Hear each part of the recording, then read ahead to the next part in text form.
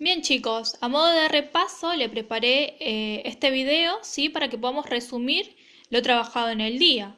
Para empezar, recordemos que arrancamos con una pregunta en la cual se preguntaba si o qué es lo que pasaría si los hidratos de carbono, es decir, una de las biomoléculas que nosotros estudiamos, desaparecieran o se redujeran de nuestra rueda de alimentos. Recordemos que la rueda de alimentos es un gráfico de sectores que está dividido por colores, ¿sí? Tenemos el color amarillo, ¿sí? El color naranja y el color verde. Cada uno de estos sectores además está dividido en grupos, ¿sí? Tenemos 6 grupos y de acuerdo al color se van a identificar con una serie de alimentos, ¿sí? Que esos alimentos sabemos que nos van a propiciar esas biomoléculas que estudiamos y que nuestro cuerpo necesita para poder desarrollar adecuadamente sus funciones, ¿sí? Bien, dijimos que en el sector amarillo estaba el sector energético, el cual estaba compuesto por los glúcidos, que son los hidratos de carbono, ¿sí? O carbohidratos, ¿sí?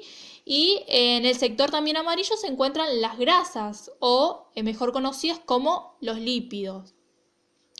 Si podemos observar bien, en esta rueda de alimentos, hay imágenes de cuáles son los alimentos más ricos en hidratos de carbono y en grasas. En el sector naranja dijimos que es el sector estructural y que en este sector encontramos básicamente a las proteínas. Y el sector verde, que es el sector funcional o regulador, encontramos a lo que son vitaminas y también algunas sales minerales. Básicamente lo que hicimos fue primero pensar en los alimentos que consumimos últimamente o en las últimas horas y lo que hicimos es ubicarlos en la tablita, ¿sí?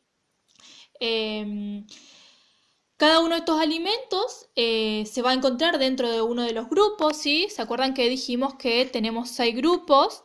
Cada uno de los grupos es de acuerdo al alimento en donde se va a encontrar y cada uno de estos alimentos va a contener un nutriente. Ese nutriente es el que nosotros vamos a estudiar cuando estudiamos a las biomoléculas, ¿sí?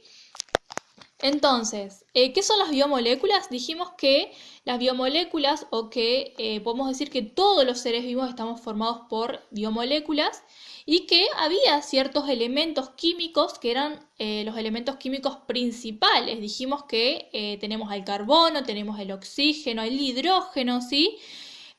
También el nitrógeno y en menor proporción, o no menos importante, el fósforo y el azufre.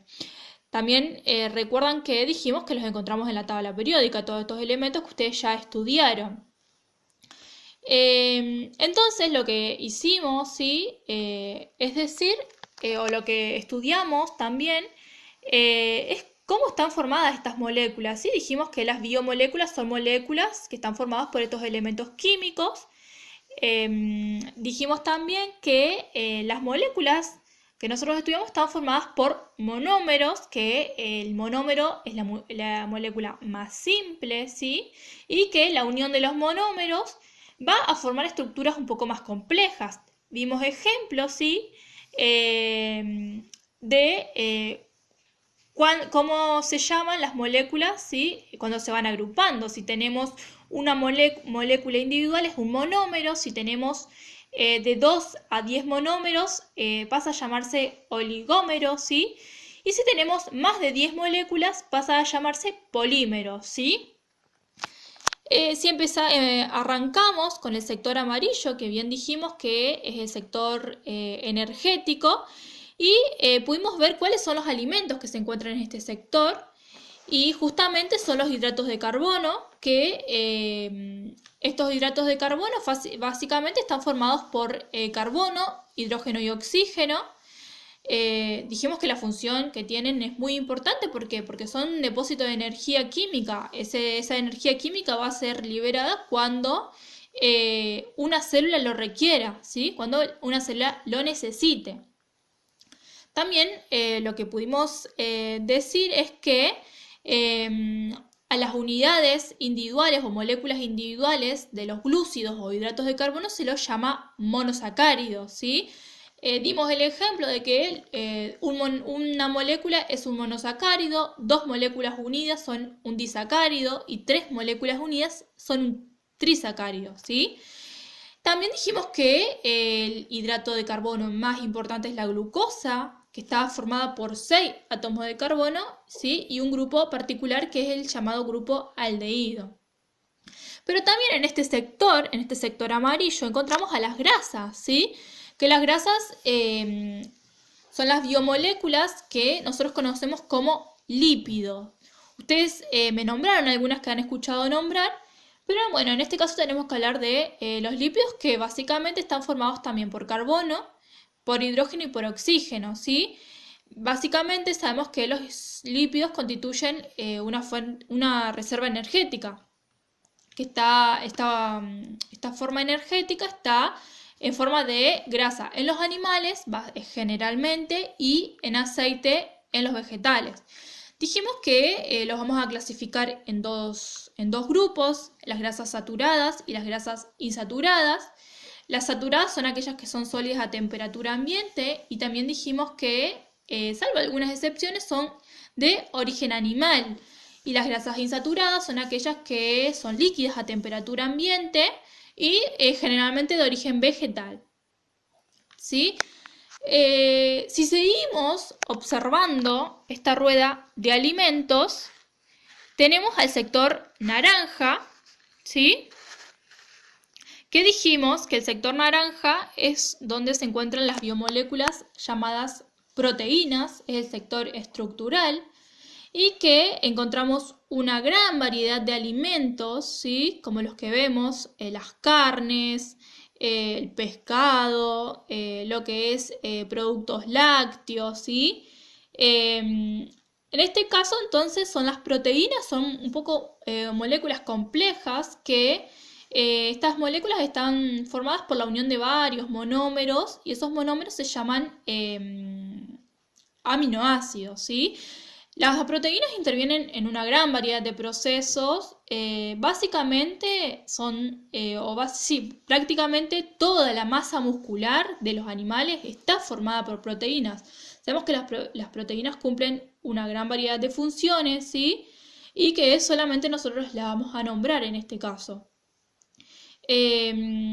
Entonces, dijimos que estamos con las proteínas que están formadas por los aminoácidos, ¿sí? Estos aminoácidos son los que la célula aprovecha, ¿sí?